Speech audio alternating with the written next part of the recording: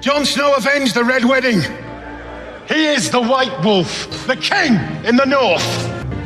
Daenerys Targaryen commands her small Khalasar to follow the red comet the Dothraki have named Shirak-Kia, the Bleeding Star.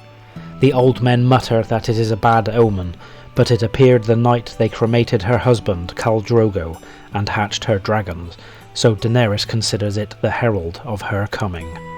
Her handmaiden Doria explains that only the grim and terrible Redlands lie in that direction, but Daenerys really has no choice. The other Khalasars hold sway to the north, the Lazarene to the south, and Khal Pono is driving slaves west to Slavers Bay. When Daenerys argues that Pono always spoke to her kindly, Ser Jorah Mormont reminds her that Pono was the first to leave and will kill her now. She argues that she has dragons, but Jorah explains that the hatchlings would be easy to kill, though Pono is more likely to seize them since a living dragon is priceless. Daenerys makes it clear that they are hers, and will never be taken while she lives, but Jorah insists she will not live long, unless she goes where no one else does. Mounted on her silver mare and garbed in her white hraka pelt to cover her bald head, Daenerys commands her people to follow the comet, and no words are raised against it. She is the unburnt and the mother of dragons, so her word is their law. They ride by night, leaving a trail of dead horses, because Pono, Jacko and the others have taken the best mounts. Her people are also the weak and unwanted, so Daenerys must project confidence and strength to encourage them. 3 days into the march, the weakest of her people start to die. There is little forage and less water in the Red Waste.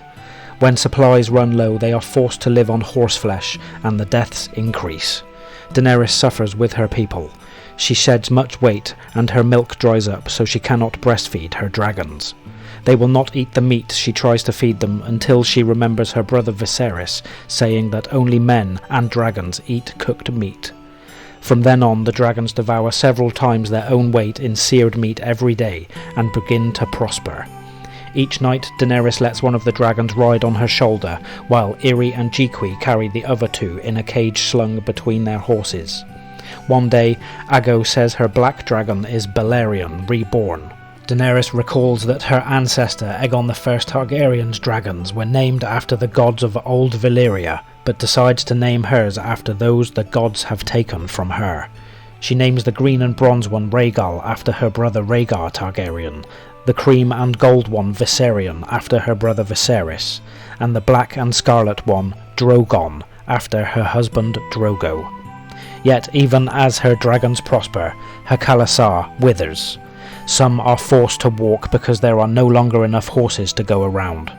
Doria, who has been ill for a while, develops a fever and finally grows too weak to mount her horse.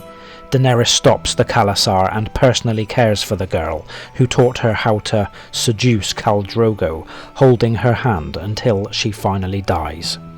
As the environment continues to worsen, the Dothraki begin to fear the comet has led them to some hell, and even Daenerys begins to despair. She goes to Ser Jorah to ask if the waste has an end. He assures her it does, though the way is harder than dared to think. Daenerys notes that the knight is still suffering from the wound he took fighting Kotho, but he still urges their only choice is to press on. A few days later, her outriders return with news of a city that even Ser Jorah can tell her nothing about. She sends her blood riders Aggo, Jogo and Rakaro to scout the city. When they report that the city is dead, Jiqui insists that such places are haunted by ghosts and best avoided. This does not dissuade Daenerys, and she leads her Khalasar into the deserted city. Inside, Daenerys passes an empty plinth and wonders if its statue now stands in Vaes Dothrak. They find fruit trees and fresh water, but also bones. Irri mutters about ghosts, but Daenerys assures her dragons are more powerful, though food, water and fodder are more important. After Daenerys settles into her tent and bathes in sand, Ser Jorah arrives to give her a peach, which she savours. She declares that the gods were good to lead them to this place, and Jorah replies that they should rest and gather their strength. Daenerys mentions that her handmaids worry about ghosts, but the knight points out there are ghosts everywhere. Daenerys remembers those she has lost and asks the name of Ser Jorah's ghost. He names his second wife, the beautiful Daenerys Hightower. When Daenerys presses for more information, Jorah explains that his home on the remote Bear Island is cold and rustic. His first wife, a Glover, whom he loved after a fashion, died from her third miscarriage after 10 years of marriage. Soon after, he fought in the Greyjoy Rebellion and earned his knighthood when he followed Thoros of Myr through the breach at Pike. Afterward, King Robert held the tourney outside Lannisport, where Jorah met Daenerys, and he held Jaime Lannister to a draw in the final joust, earning the champion's laurel and naming Daenerys Queen of Love and Beauty.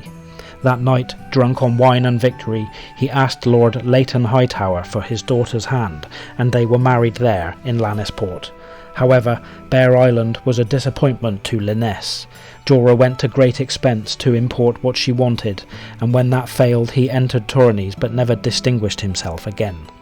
Each loss cost a suit of armour and a charger, and he was soon broke. Daenerys was unwilling to give up her jewels, so Jorah did shameful things for gold. When he heard Eddard Stark was coming to punish him, he fled with his wife to Lys. In half a year, their money was gone, and he was forced to become a sellsword. While he was fighting away, Daenerys moved in with the merchant prince Tregar Ormolan. When Daenerys asks, Ser Jorah explains that he hates Daenerys also as much as he loves her. As Jorah is leaving, Daenerys asks what Daenerys looked like, and Jorah replies that she looked a lot like her. After he leaves, Daenerys realises Ser Jorah loves her, and wants her, not as a queen, but as a woman. She tries to image herself with him, but it is no good. She also noticed his longing to return to Bear Island. He can never have her, but she hopes one day to give him back his home and his honour. That night she dreams of riding dragons with Drogo. The next morning she calls her blood riders and orders them each to take 3 healthy horses and plenty of supplies to go scouting. Aggo to the southwest, Rakaro to the south, and Jogo to the southeast. While they wait for the blood riders to return to the city, which they name Vice Taloro, the Khalasar has a chance to recover, and Daenerys tends Ser Jorah's hip wound, which finally starts to heal. Rakaro returns first to report the wasteland stretches south all the way to the ocean. Daenerys puts him in charge of pulling up the plaza so more grass might grow for the horses. Aggo returns next, having found only 2 deserted cities smaller than Vice Taloro. Daenerys sets him to work repairing the city gates. Jogo is the last to return, much later, bringing 3 queerly garbed strangers from the city of Karth, the great warlock Pyat Pri, the merchant prince Zarozoandaxos of the 13, and Quaif of the Shadow. They come seeking dragons, and Daenerys declares they have found them. The Iron Throne is mine by right.